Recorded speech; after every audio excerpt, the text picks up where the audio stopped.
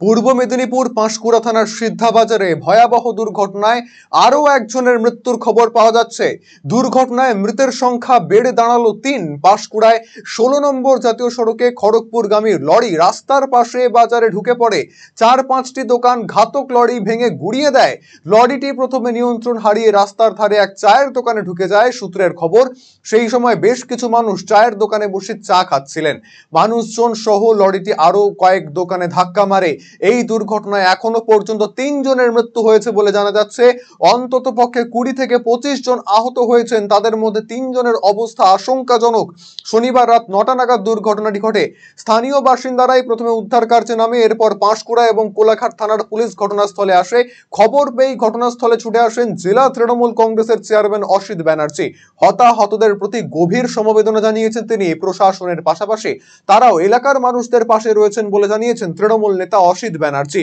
গতকাল রাতে প্রায় ২ ঘন্টা ১৬ নম্বর জাতীয় সড়কের একদিক বন্ধ থাকে। পরে পুলিশের পদক্ষেপে যান চলাচল স্বাভাবিক হয়। জানা গিয়েছে, আহতদের প্রথমে পাঁশকুড়া সুপার স্পেশালিটি হাসপাতালে পাঠানো হয়। পরবর্তীতে অবস্থার অবনতি হওয়ায় তাম্রলিপ্ত মেডিকেল কলেজে পাঠানো হয়।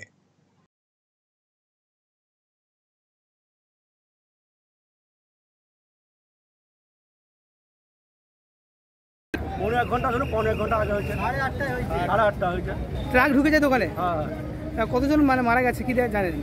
বলে এখন শুনলাম তো ৩ জন মারা গেছে বলছে। আরো জখম হয়েছে?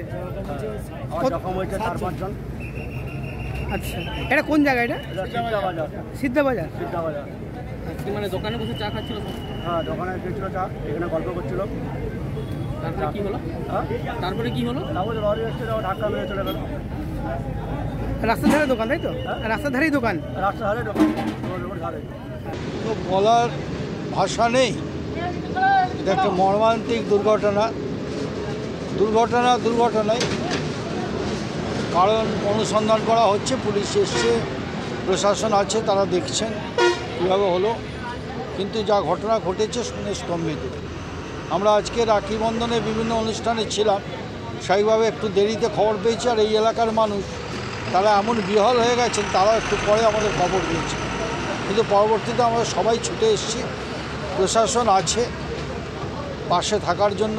আমরা চেষ্টা করছি যারা এই দুর্ঘটনায় আহত বা নিহত হয়েছেন তাদের উদ্ধার করা হয়েছে এবং এখনও উদ্ধার কাজ চলছে।